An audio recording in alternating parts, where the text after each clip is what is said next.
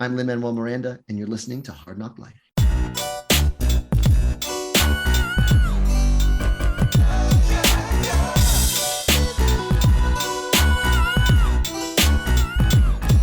it's the NOC in full color, you see me?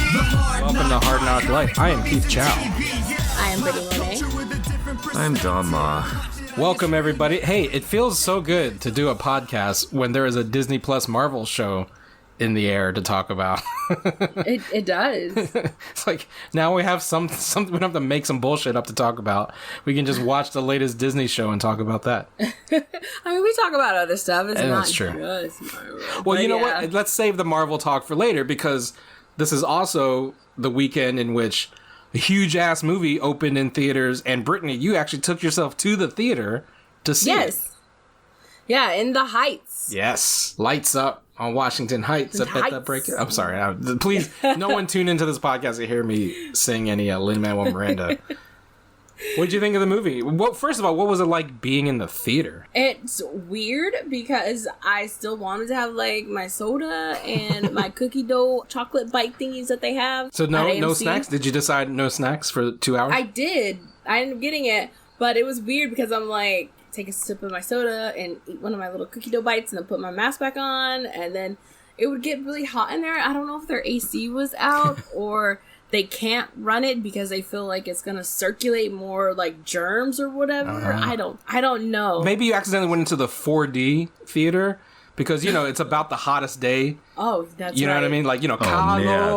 calor. An immersive experience gone wrong. It might have been, but yeah, I was like, it's so hot in here. Was it a crowded theater? Well, so on each auditorium there, they had posted like 75 people is like a maximum occupancy. It was me and my friend, and then like between us on each side, there was like 3 empty seats. So they spaced out people pretty well. But there's still, I don't even know if there was 70 people in there when we went. I think more people were unfortunately seeing The Quiet Place too. Well, if you check out the box office receipts, that's more true than you actually know. Yeah. I could tell just because you know how sometimes you can hear the movie theater next to you? I definitely sounded like it was either like an action film. Is it Fast 9's not out yet, right? No, that's coming soon. Then 2 more it weeks, was I think. It was definitely like that type of movie, but it was weird and like It's ironic if you could hear A Quiet Place in the next room, I gotta say. But Right? but it is like that movie. They keep exploding things and it's supposed to be... I don't get it. Artists, whatever. Sorry, please go. no, but it was just kind of a little like, oh, okay, but it was nice to not actually have people sitting in front of you where you could put your feet up. Yeah, on, like, the that's chair. a good point. I didn't even think about that. That's amazing. Was anyone behind you coughing or sneezing? That would be really like... I don't think so, but there was nerve-wracking. definitely a part in the movie where someone gasped. I can't even remember what part it was, but they gasped so loud and I laughed. I remember it was towards the end. It wasn't a moment where you think someone would gasp, but they did. And we were like laughing at that. But it was nice to like have that like, the Communal. audience laughing at stuff. Yeah. It was so fun. Actually being in the movies this is my first movie back. The last movie I saw was Birds of Prey. Yeah, nice. So it was nice to just like be at the movies and, it sounded great. It looked great. And my favorite number in the movie was the pool. Yeah, 96,000. 96,000. That was like, I think the best It was number gorgeous. they did. Yeah.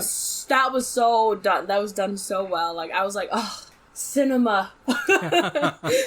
Yeah, I mean, of all the movies to see on the big screen, In the Heights is probably your best bet. Just the visual spectacle of it, the colors, the sound, the dancing, all of it, I think, is just blown up literally 10,000 times than watching it on a phone, for sure, right?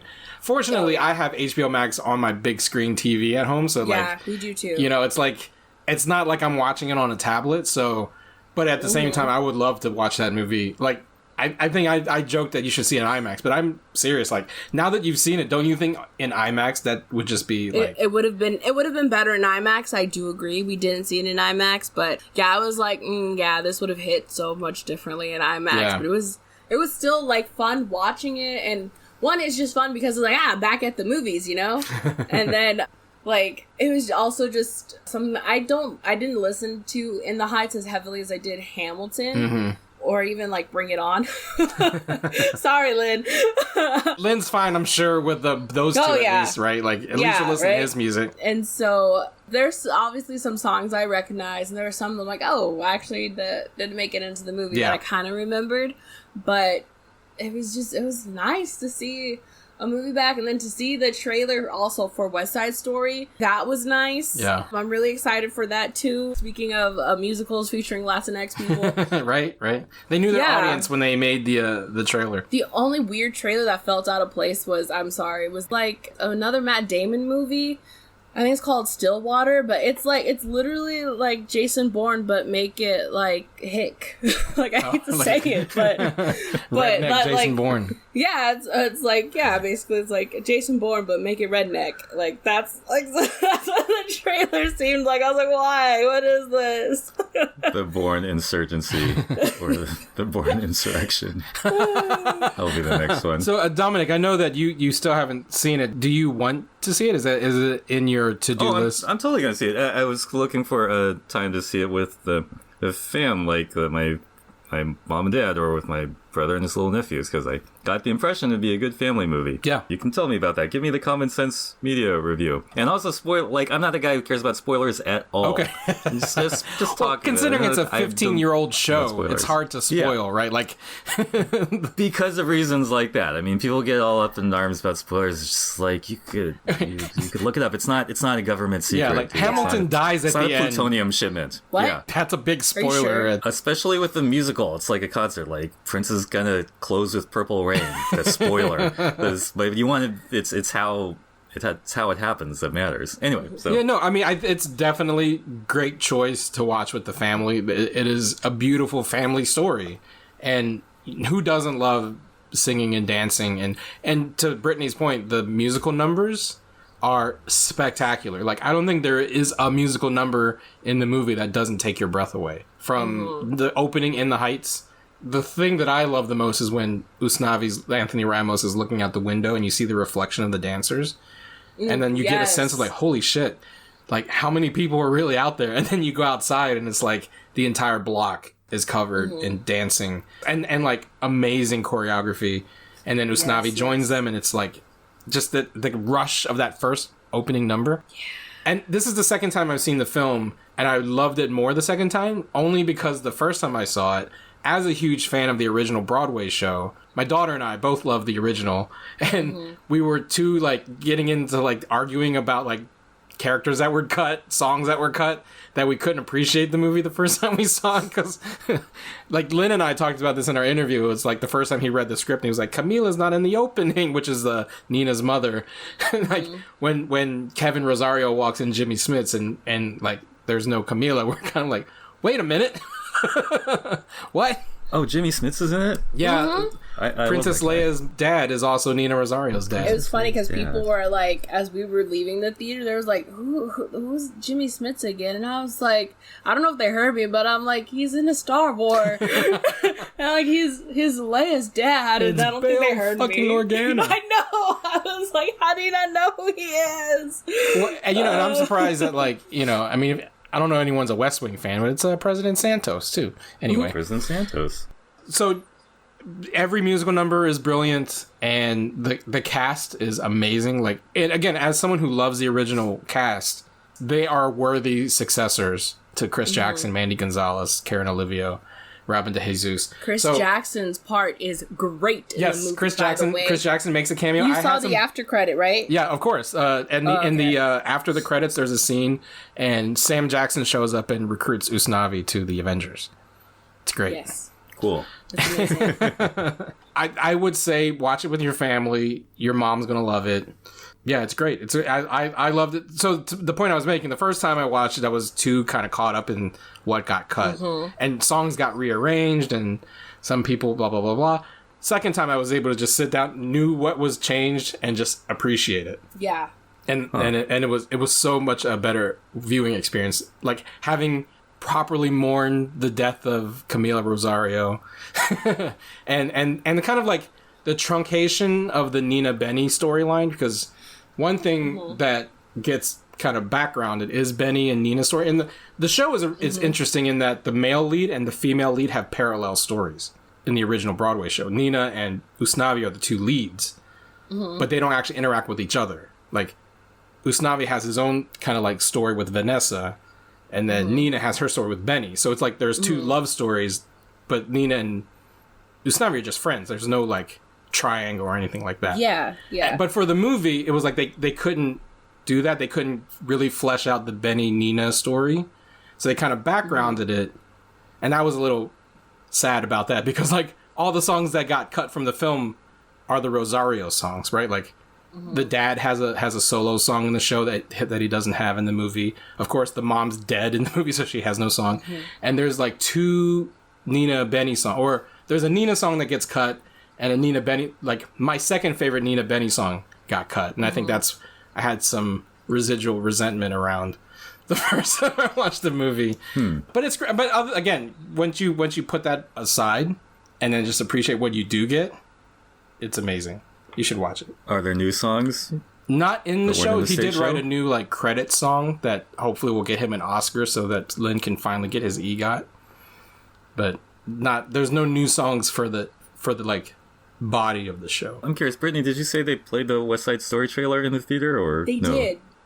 They did. So it started with the West Side Story trailer, and then I think it was like Fast and Furious, and then it was that very weird Matt Damon movie that just felt like The Bourne Insurrection. but no, it's honestly about like this guy whose daughter is like going to school somewhere in the Middle East, and she ends up like in basically a same-sex relationship with a Middle Eastern woman, and that girl gets found dead, and they think his daughter did it, so he has to like go out there and try to like get her out of jail, and like she's not only gonna be in trouble for like obviously like, you know, gay stuff, but also because she potentially murdered this lady. So like, this sounds fun. So There's nothing that's problematic about that movie. So that's the movie, and I was just like, this is not the like movie to have the trailer. Like, this is not it.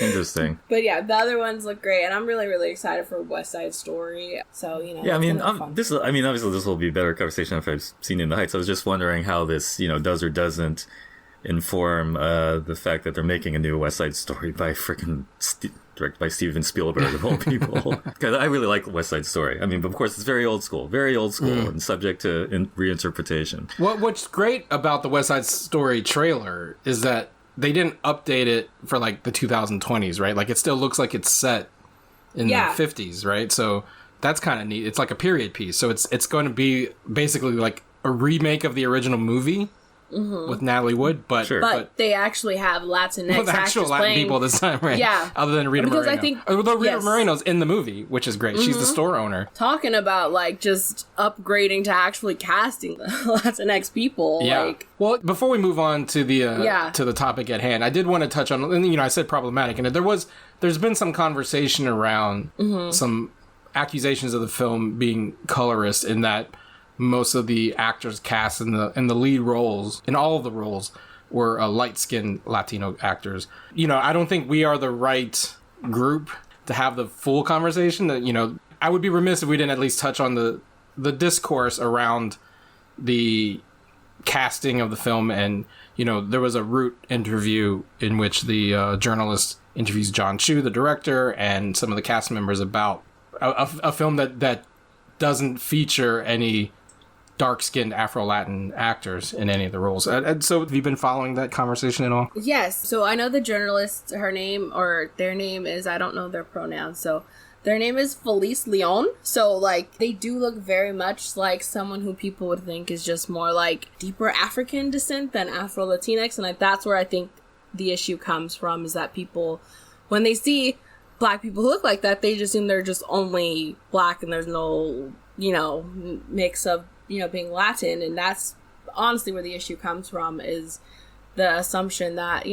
Afro-Latinx people look a certain way. And that's the issue that needs to be addressed, but the casting of this film is an upgrade from the Broadway version. So I think, to your point, it's definitely a conversation that needs to happen. I mean, John says that, and he got in some trouble for saying that in the interview, but it is a conversation that needs to happen in every culture, right? Because there's definitely colorism in Black culture, Latin culture, Asian culture. To your point, one thing is about the film that is potentially lost in the conversation is that they did cast more visibly darker skinned actors in the movie than they did even in the original Broadway show. Like, as much as I said I love the Broadway cast, Mandy Gonzalez, Chris Jackson, Robin Jesus, Karen Olivio even are very light skinned Black and Latin actors, right? And Chris Jackson's role is played by Corey Hawkins, who is a darker skinned, more visibly Black actor. Mandy Gonzalez's role was recast with Leslie Grace, who is actually an Afro-Latin actress. She's very light-skinned, but she is actually Afro-Latin. Sonny was played by Robin DeJesus in Broadway. Gregory Diaz IV plays him in the movie. Again, a more visibly darker-skinned actor. So, sure, one step forward, two steps back kind of thing. And I do think that the conversation needs to happen. You can critique the things you love. I don't think just because something is good and people love it, it should be void of critique. I think the critique needs to happen. There is definitely colorism in Hollywood. But at the same time, I think this discourse that's happened over the past couple of days has also kind of, at least in the circles that I follow on social media, have eclipsed the conversation from like a few days ago where it was the celebration of the film. And I think it's important to have both the celebration and the critique, and they can coexist. Yeah. They can definitely coexist, and I've written about it on There's a Color about how I've been mistaken for being Afro-Latina when I'm not, and I knew that there was going to be people who maybe wanted my input on In the Heights thinking that I was Afro-Latina, so that's why I have tweeted about it, because I have to put like I'm not, and it's very upsetting to just see people who are actually like, Afro-Latina, not being seen as that when I get perceived for it all the time. Like, I will have people who start speaking Spanish to me, and not just because, it's California, everyone should know Spanish. No, it's because people look at me and think that she speaks Spanish, and it's not me saying like, oh, be ashamed of being Latina. It's just like, no, that's not what I am. And it creates this idea, and that's when you see, when they do quote unquote cast like Afro-Latina actors or actresses, they look like me because that's how Hollywood and people only perceive Afro-Latinx people looking like, and that's an issue that they need to fix. And I have to tell people, look, it's the Mediterranean that makes me look like that. That's what it is. It's the spicy white. Well, olive tones, we might have said in a certain context. That's a really good point. That it is a Hollywood problem, and it's not just colorism is a Hollywood problem.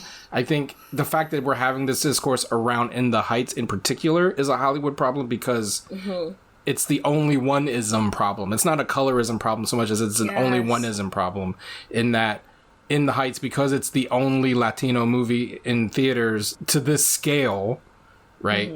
Because even West Side Story has Latinx characters, but it's not necessarily a Latinx story. That's why like Steven Spielberg and Tony Kushner are the ones responsible for it, is that this being the only one, it has this unfair burden to represent everything. And this was the John, not unlike Crazy Rich Asians. John seems to like taking on these projects where he gets the only one and then has to like field these issues, right? Like, because this happened on Crazy Rich Asians, and he had to I didn't think about that. He had to defend himself. John Chu likes the monolith race movies, and then has to get called out all the for fun that comes with it, for the benefits and the consequences of doing that. But I think people did that with Black Panther. I don't know if you know that there was conversations about where are the mixed people and Black. I literally saw people asking that, and I'm like, excuse you, we're always like in movies and we always get cast and stuff. Like, it's rare we see a film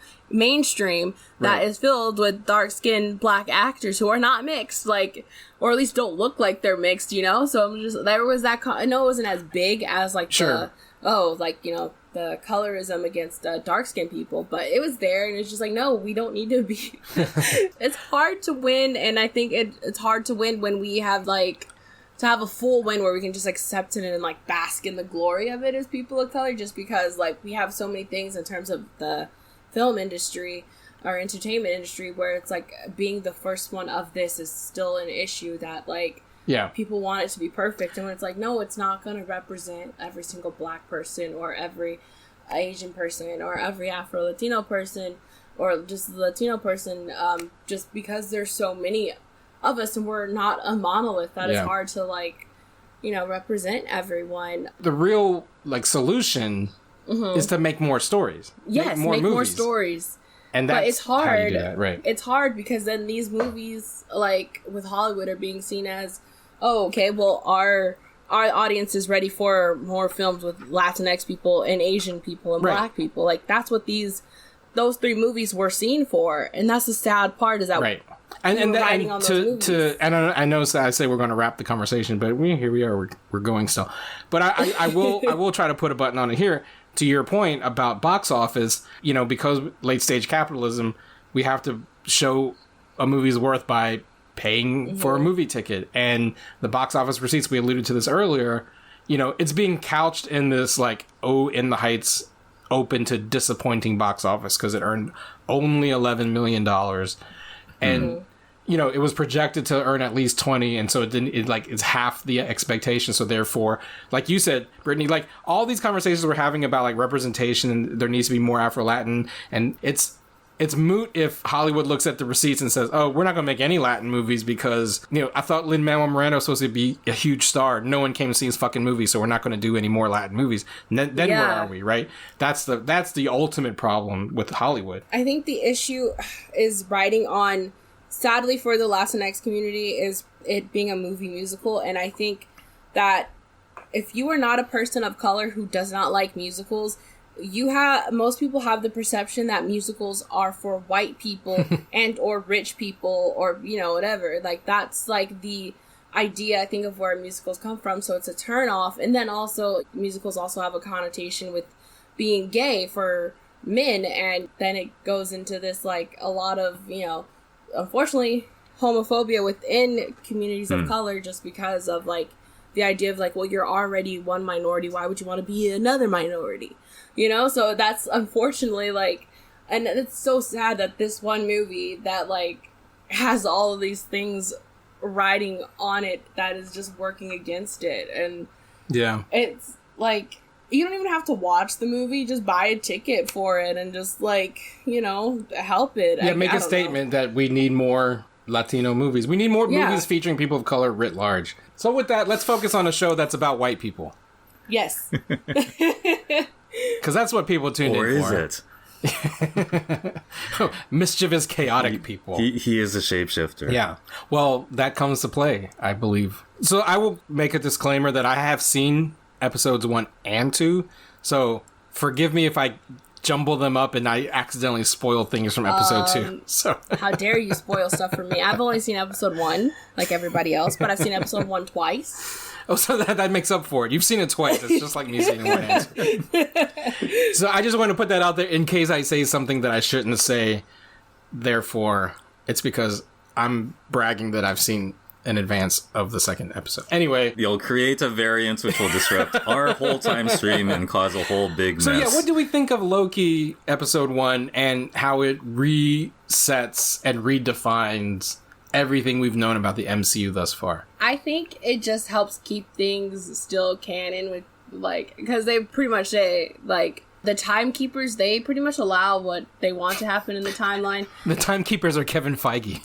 They basically, it's like, they decide what messes up the timeline and what doesn't. So when Loki's trying to say, well, like, no, the Avengers are the ones who messed up the timeline, not me, which, when people think about it, that's what they were saying. Everyone's like, well, the Avengers messed it up, not Loki. And they're like, and then the timekeeper lady, what's her? Renslayer. Who in both are Raw plays Renslayer. Yeah, and she's like, actually, you're the one who messed up the timeline. The Avengers were supposed to, like, go back in time. So it's like, okay. So, like, everything that Tony and Steve did was fine. It was just Loki who messed it up. So they had to really set the record straight to let you know, no. Steve going back to Peggy was not a mistake. Mm-hmm. Well, yeah, let me dig into that, because Steve going back to Peggy, I mean, that's a whole timeline variation that this show doesn't account for, because not only did Steve, unless it's saying Steve went back and lived his life. All right, step back.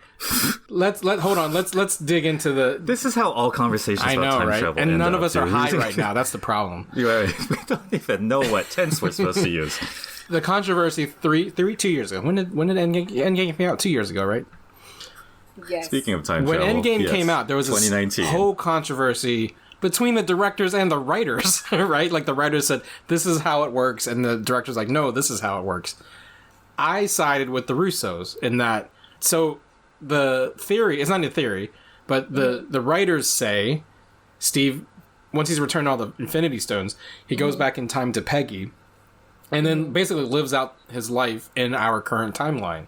That's why he's that old Joe Biden looking dude at the end of Endgame. He's been living in our timeline all this time. And the Russos said, bullshit. He goes back to Peggy, therefore causing a branch reality where he and Peggy live the perfect life, and Hydra never takes over S.H.I.E.L.D. He saves Bucky. Like, because Steve Rogers cannot just sit back and let that shit play out. Right? Because why would Steve let any of this happen? He's fucking Captain America. And therefore, he's lived this perfect alternate life for an entire lifetime. Somehow jumps from that alternate timeline back into ours to give Sam the shield once he's, lived a full 200-year life. Who knows how old he is at the end of Endgame. So the Russos said that's what happened. That's what the Russos say. The Russos say they're living in an alternate reality.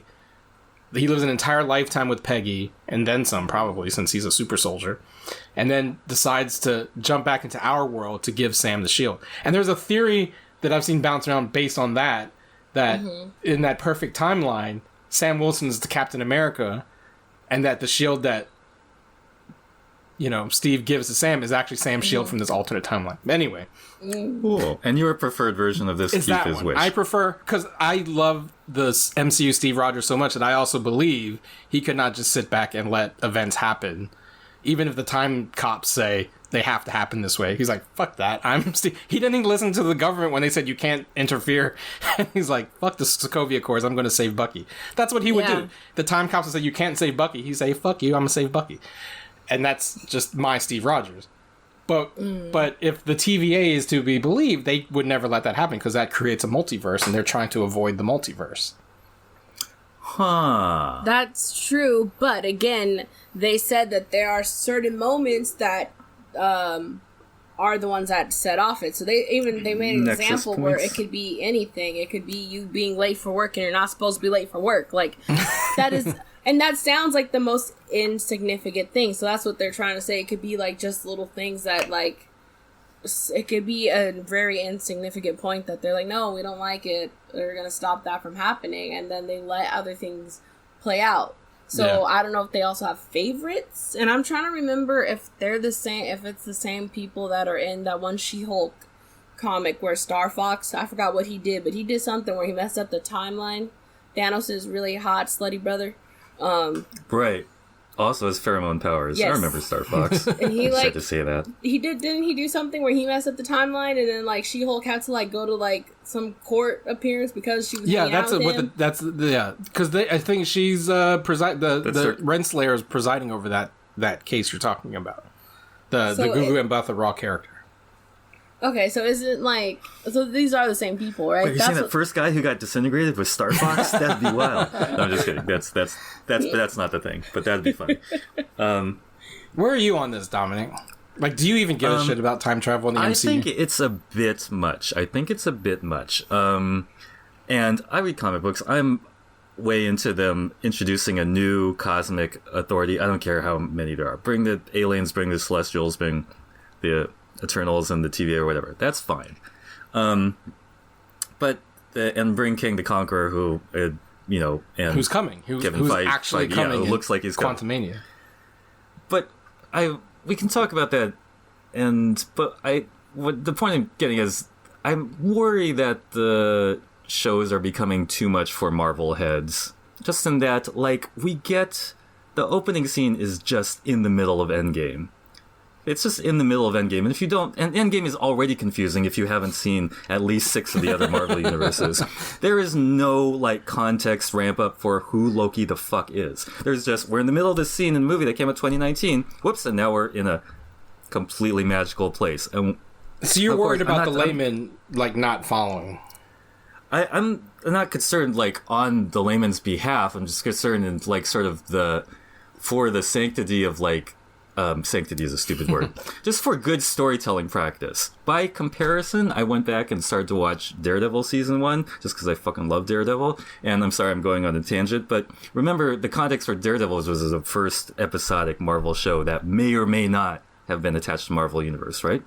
So they do great things to set up the world.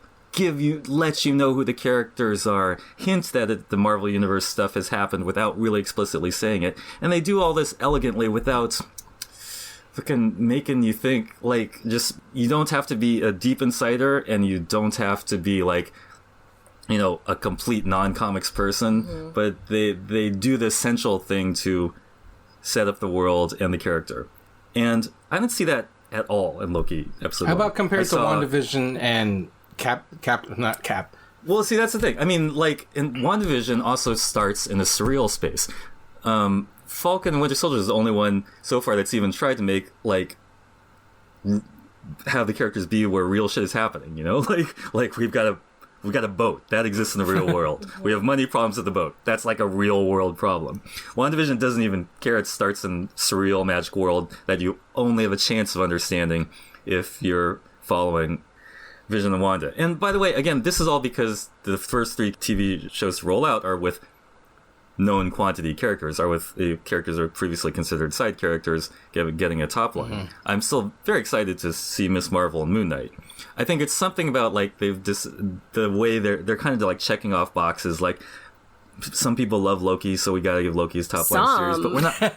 Yeah, but I want to hear about how people about the Loki love, because I know that's a huge part of it. So you weren't thrilled by so aside from the that was my long way of saying I wasn't thrilled. Not the potentially confusing aspects, right? If you're not 10 years deep into Marvel, which I would also argue, though, however, like there's not much monoculture left in the world, but the MCU is pretty damn close. Right, like the MCU is like the one piece of pop culture I don't know. I do think, yeah. I mean, I think every movie in the MCU, you know, for good or ill, is something that is still a 4-quadrant thing in America and in most of the world.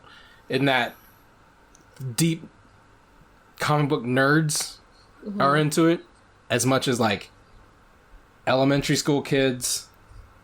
And everything in between, right? Like, there's like not a person in the world who isn't familiar with these characters to some degree, right? And anyone who's going to tune in to the Loki show, like Endgame, even if they hadn't seen everything or followed everything to the T, I think they are willing to go for the ride. Unlike, say, like DC, right? Like DC, I don't think is as monocultural.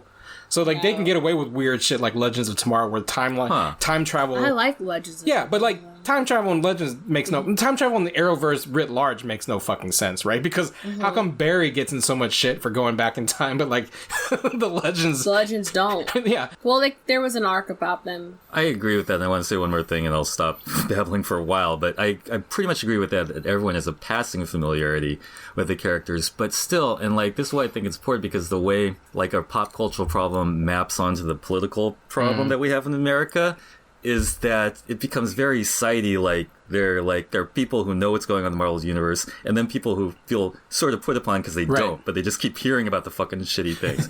And so when you err towards the fan servicey side, and I do believe that first episode of Loki is erring towards fan service for the Loki love, which is fine. Love Loki, which I'm not saying don't, but I'm saying they don't give you those clues.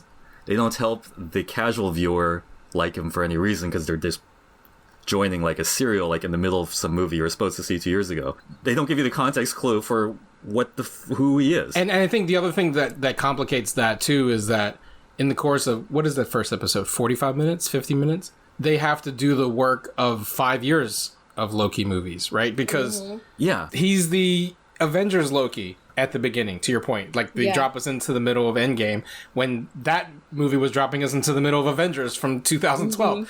So that's the 2012 Loki who has to go from that version of Loki to the post-dead Infinity War version of Loki, right? Because the only way Loki works as the protagonist anti-hero of the show is if we have sympathy for him and he has that character arc that he had in the movies where he went from despotic villain to like sympathetic brother of Thor. Like that happened over the course of 7 years, 5 movies or whatever, and they had to do all that work in less than 45 minutes. And I think they did a noble job, primarily because not only is Kevin Feige the timekeepers, but apparently so is Joss Whedon and the Russo brothers, because like the cinematography of the film strip is ironically the same shots that those directors decide, like the 360 shot of the Avengers. Yes, the timekeepers have the same camera. Yeah. I don't know, Brittany, as the Loki stan here, please make your case for why Dominic is wrong. He's wrong because 1, Loki. He's wrong because 2, Loki. Point taken. 3, because Tom Hiddleston. There you go. And then 4, It's a good listicle. because Tom Hiddleston is shirtless for 5 minutes. because they go to Paris, and then there's a movie called Midnight in Paris with both Owen Wilson and Tom Hiddleston, and he is actually Owen Wilson speaking French in it, and then it's full circle. So that's why you're wrong. Wow. What do we think of Owen Wilson? Did you like Mobius and Mobius? I liked it. I don't know if you saw the one of the Funko website that sells Funko made a spelling error and put Morbius instead of Mobius. Nice. He's the vampire version of the time. So everyone was like, That's another thing. I've never known how to pronounce either of those words, but that's where I thought they were trolling. so it was really funny that happened. But no, I really liked Owen Wilson because, and then I don't know, I liked them together because I really liked their scenes in Midnight in Paris when Tom Hiddleston You really played like that movie. Scott F. That's like your third name drop of that movie on this podcast. Did you come to that movie deep searching Tom Hiddleston, or did you come to the movie by your own? Yeah, I literally have seen every single thing that Tom Hiddleston has been in. So Well done. yes. What do we think of the fact that the Time Variance Authority is like a 1970s bureaucracy? That's weird, and I'm trying to think why they like went with that look, but I like it too. Is it that way? It's not that way in the comics, is it? I don't think so. I think it looked very they came like out in the 80s. I think it looked very like cool and like space like cool type of look. If I remember correctly, that I think they're going for a Brazil kind of Hitchhiker's Guide to the Galaxy kind of aesthetic, which has that same sort of ticker tape, Analog, old school technology stuff. I think that's also like how some people, you know, how back in the day they thought like, oh, everything would look like, you know, 50s, Right. but like A retro view of the future, right? Yeah, I think that's what it is. And I don't know. A part of me feels like it's like The Good Place. Like, it makes sense if, you know, whoever's being tried by the TVA sees the TVA as like what they would perceive it as, right? So if like you're a human being, like, yeah, these bureaucratic things only make sense to you as a human being, so this is how you perceive it. But like, Loki's a fucking Asgardian god. Why would like any of this make any sense to him, even if he's, you know, I don't know. I mean, that's maybe getting a little But you too can also tell that nitpicky. like that someone who worked on Rick and Morty wrote the show. That's what I loved There you about go. it. It was you could really just tell that's where Michael Waldron, I think that's his last name, the head writer for the show, that he worked on Rick and Morty, and I loved that whole like take a ticket scene. Like, That it's cool. was- I like all these Infinity Stones in a junk drawer. That's the aesthetic. Yes, you're and I going for. loved Casey because he was on The Good Place. I remember him. Pillboy. Yes. Pillboy. Me and my brother were like, wait, isn't he the one who convinced Jason to go in the the safe? Oh, that's who. Oh, I was trying to remember who that is. Shout out to He's like Eugene Jason's Cordero. brother or something? Or No, Pillboy is Jason's best Or his friend. Best friend. Friend? Okay. Yeah, and they Yeah, he's funny. That. and they're like, yeah, maybe if you use a snorkel in there, you'll be able to breathe. I'm He's sorry, also that the always Mandalorian. just like, Like, somehow Eugene Cordero like He's got the special. Disney like fast pass, and he's in both the Star Wars universe and the Marvel universe. Just like I would how love to Ming-Na Wen has that. the Disney Triple She has Crown, all being a of them. Disney princess, a Star Wars character, and a Marvel superhero. Eugene Cordero just needs to be a Disney princess, and he'll have the other Disney Yes. Triple Crown. Well, he can do it. I oughta believe in then. him. Yeah. Good for him. But no, I liked Good the performer. scenes with Tom and Eugene, and I hope they have more, honestly. That's what I was like. I hate that was like what I was thinking through when rewatching it. I'm like, you know what? I really like the scene between them when he's saying like, I'm gonna gut you like a fish, and Eugene's like, what's a fish? And he goes, what do you mean you don't know what a fish is? Like, I don't know. I loved that whole like. Yeah, I mean, it's loved that whole definitely banter. like the most hilarious Disney Marvel show for sure by leaps and bounds. It's also weird. Like I don't want to come off like Dominic, and I didn't dislike it, but I do feel I get where Dom's coming from because I did think it was. I appreciate that Marvel's leading into the weird, but it doesn't quite come together so much. Like it, and this is ironic because I said after the first episode of WandaVision, like I'm all in on none of this making sense. Like, because I know there were people who came out of episode 1 of WandaVision like, what the fuck is happening here? Why are we watching a 50s sitcom? No one, this is not what they promised us. And I was like, well, it is kind of what they promised you, but you weren't paying attention to the marketing. But with Loki, it's almost like, that's interesting. Like, this is where they're going. It's hard for me to see where it's going to end up. And well, I part of that haven't is seen thrilling. episode 2, so I haven't seen more into it as you have, but based on the first episode, I'm on board for this, and I'm trying to, like, already, like, figure out in my head, did, like, Loki, like, you know, did he create, like, different branch realities where there's, like, now multiple Lokis, and they have to hunt all the multiple Lokis? Because that's what we find out at the end of the episode, that the time variant that is destroying TVA, or whatever they're called, is... actually as another Loki, so I'm trying to figure out, like, you know, that's what I'm trying to figure out. Is it multiple Lokis and Probably means Tom Hiddleston in different variants, Tom Hiddleston in different costumes. I need it. Maybe. Doing different expressions, 2 or 3 of him in the same scene. Possibly, maybe not. Like a sundae, an ice cream sundae of Loki. I need it. Various stages of undress or whatnot. I need it, and I don't know why I feel like Gugu Mbatha is actually playing someone else. She's billed as Renslayer, so she's kind of like part of the authority. But yeah, but I don't know why. I'm like, she should be. Oh, you mean like she appears as someone else? Yeah, I don't know why, but ever since she was announced, I think she's playing Amora. She seems. Wait, who's that? The Enchantress. Ah, the Enchantress. That would be So, good. Yeah, we haven't seen the Enchantress, have we? No, in any of the we movies? have not. Interesting. So, like, every time, I don't know why the way she was, even though that she's supposed to be a judge or whatever, the way she was talking to him, I'm like, it could just be me just really, like, hoping that that's gonna be a thing, because that's, like, one of my Marvel comic ships is I bet Loki. you're right. So I bet you're right. That sounds good to me, and if it's not, it should be. That's clever. it would be, Because she's hiding the whole thing. In the and you know, I mean, I bureaucracy. know that in the comics she's always trying to actually get Thor because she likes Thor, but I'm like, you would be so much better with Loki. But you know, anyway, sorry, my shipper. she can't turn off shipper brain. I cannot. Well, we're gonna leave it there. There's gonna be plenty more Loki to talk about for the next.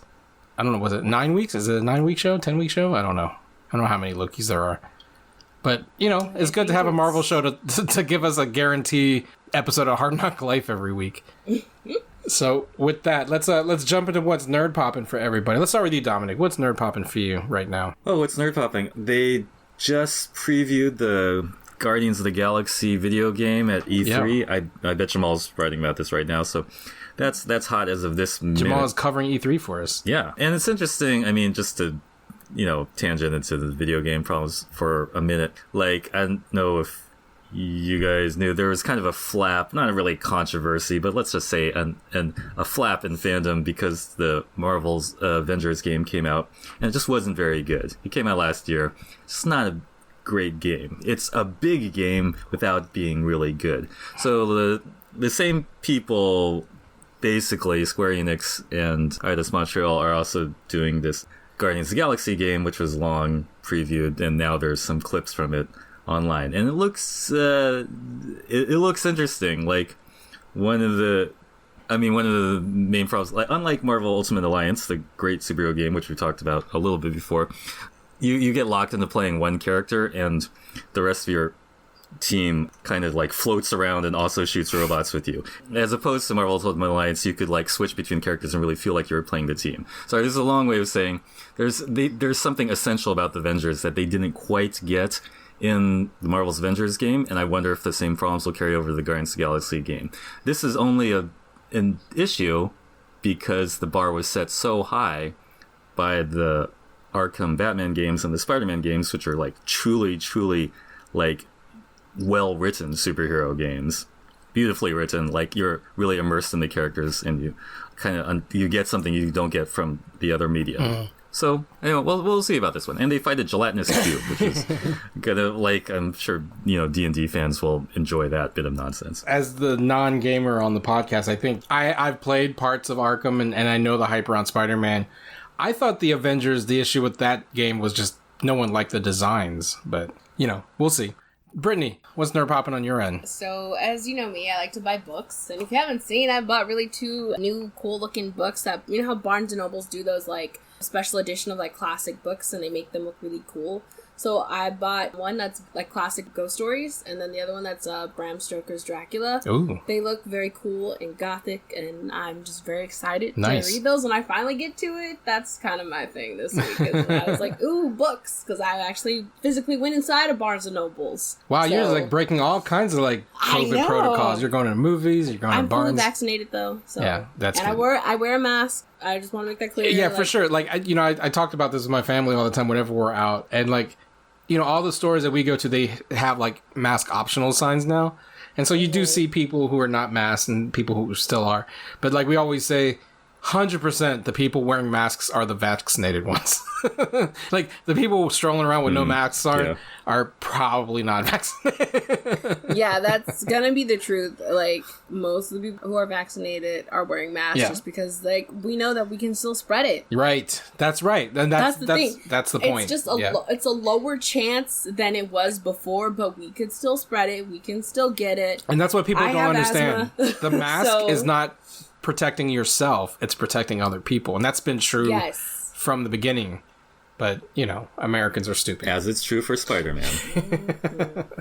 With great power and everything. Speaking of, I'm sorry to go off on Spider-Man. Me and my brother have been rewatching all the Spider-Man movies. So we've watched the first one. We just watched Spider-Man 2 the other day, and so we're now like trying to think about. So you know that there's a part where they talk about Doctor Strange in the second one. Like, yeah, that name's already taken. Yeah. And so now I'm just like head spiraling into like, has this always been the plan? And then I forgot that Kevin Feige has literally like worked as a producer on every single Marvel movie that is not MCU, almost every single one. So now I'm just like, has this been the plan all along?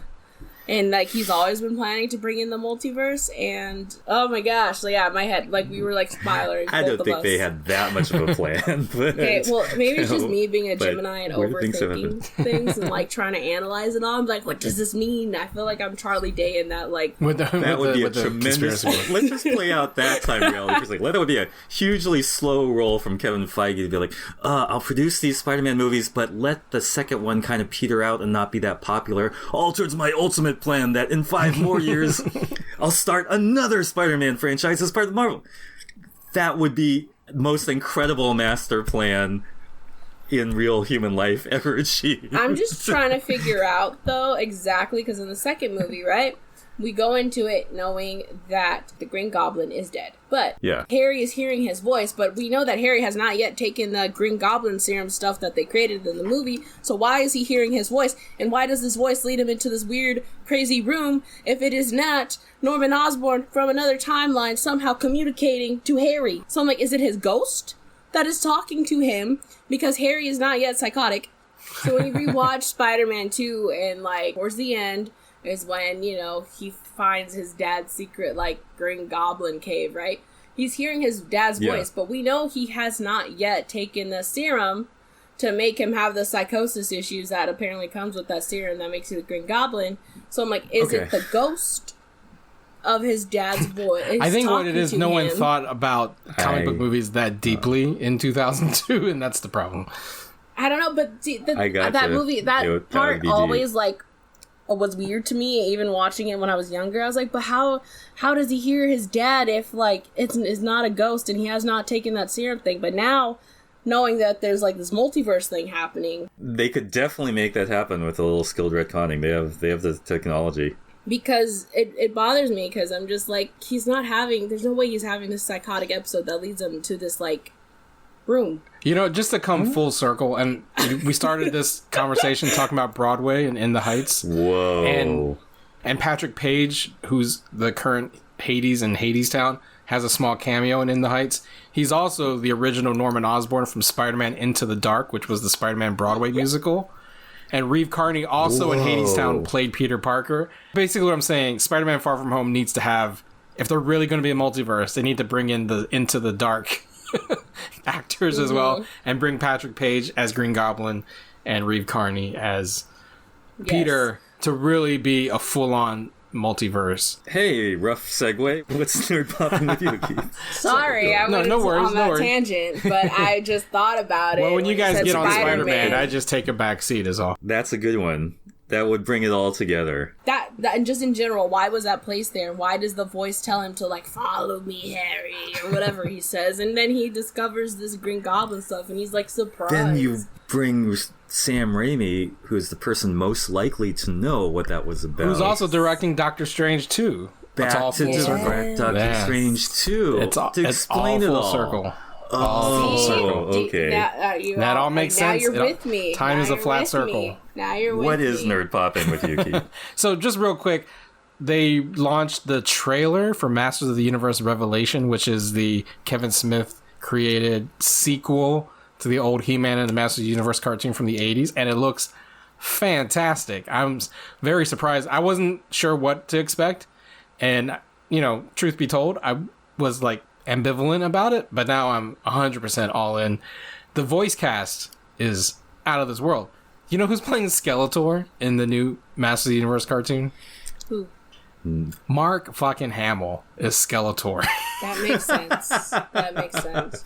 Oh, that's great. Like, that's all you need. That's all. great. Like, he is. So I'm 100% in. The animation looks dope, and it's a legit sequel to. So it picks up after the events of the final episode of the old '80s cartoon, which, you know, wasn't the best cartoon in the world. So I'm interested in how they're evolving it from like old '80s cartoons to kind of like a more modern twist. Still gonna be kid friendly, which I actually appreciate. You know, a lot of times when, especially if you get someone like a Kevin Smith involved and they kind of reboot an old 80s franchise for like a new modern audience, you know, they got to make it grittier. They got to make people curse and chop people's heads off or whatever. But they're still keeping this kid friendly, which I'm excited for. And I also want to say, you know, a big fuck you to everyone who's comparing this to the She-Ra cartoon from a couple years ago and saying this is what She-Ra should have been like. The She-Ra show on Netflix is amazing. Shout out to Noelle Stevenson for creating an awesome series. And just because both, you know, spring from the same IP, you don't need the style of He-Man to be the style of She-Ra. The She-Ra story was amazing. It was one of my favorite cartoon reboots of all time. You know, so all the quote-unquote real He-Man fans who are, like, using this opportunity to kind of, like, pile on and shit on She-Ra, you know, big fuck you to you people.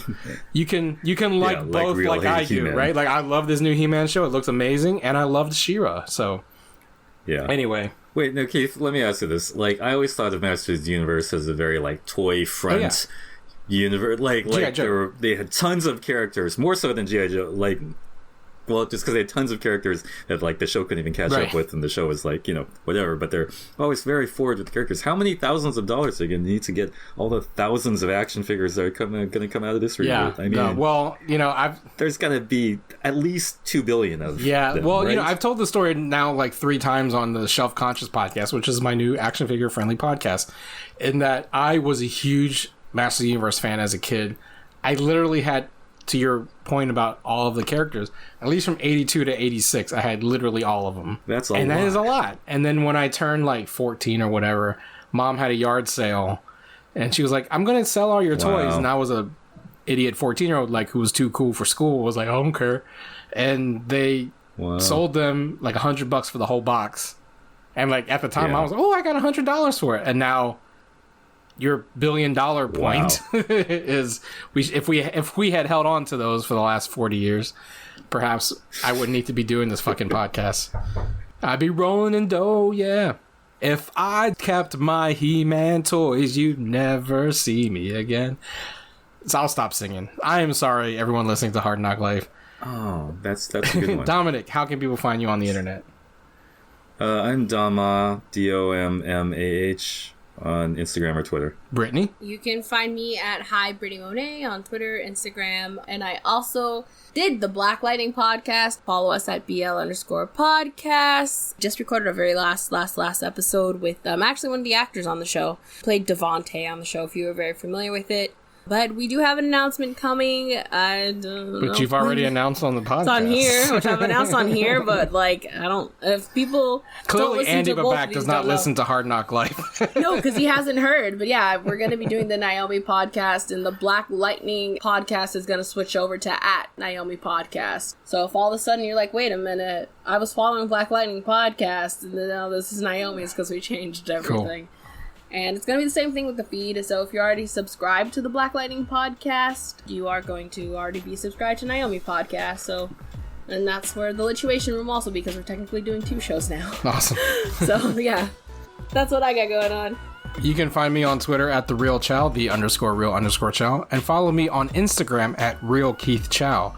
You can also follow us at The Nerds of Color and go to hardknockmedia.com to find this and all the podcasts in the Hard Knock family. Subscribe on Apple Podcasts, Google Play, Stitcher, Spotify. Everywhere you get podcasts, leave us a rating and a review if you do. Also go to youtube.com/The Nerds of Color to find all of our videos. Like and subscribe, hit the notification bell so you know when new videos post, because we're like literally posting videos all the fucking time now on YouTube. So please follow us on YouTube. Buy merchandise at TeePublic, support us on GoFundMe and patreon.com/The Nerds of Color. And as always... Did Feige also produce Spider-Man Into the Dark? Because the web... Yeah, maybe. Let's find out. Let's find out. Next time on Dragon Doesn't. This is the Hard Knock Life, but not the chicken kind, more like the people in